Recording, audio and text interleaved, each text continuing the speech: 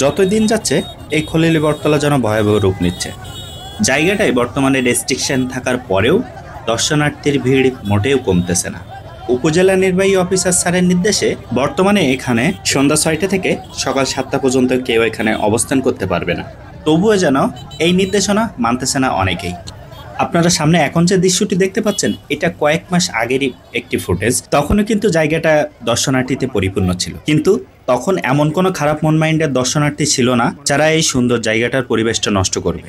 কিন্তু এখন আপনি চাইলেও আপনার ফ্যামিলি নিয়ে এখানে ঘুরতে আসতে পারবেন না। যতই দিন যাচ্ছে এখানে কিছু উৎসুক জনতা আসতেছে যারা জায়গাটার পরিবেশটা নষ্ট করার উদ্দেশ্যে আসতেছে। আর আমি এখানে যতদিন গেছি ততদিনে একটা জিনিসই লক্ষ্য করছি, এইখানে আসা দর্শনার্থীদের ভিতরে যারা শব্দ দূষণ করে অনেক উচ্চস্বরে গান বাজনা বাজিয়ে তার সাথে ডান্স করে তাদেরকে কাউকে প্রতিহত করতে দেখলাম না। যে এইখানে যারা দর্শনার্থী আসে বা গ্রামবাসীরা যারা ওইখানে থাকে তারা কাউকে প্রতিহত করা বাদ দিয়ে তারা তাদের ভিডিওটি ধারণ করছে। কিন্তু আপনি সোশ্যাল মিডিয়ায় এসে দেখবেন ওই সকল মানুষগুলো এসে কমেন্ট করবে এটা করা ঠিক না, ওইটা করা ঠিক না, জায়গাটার পরিবেশ নষ্ট হচ্ছে। কিন্তু সেম জায়গায় আপনি স্পটে গিয়ে দেখবেন এখানে এসে ওই সকল দর্শনার্থীদের গান বাজনার ডান্সের ভিডিও ধারণ করছে।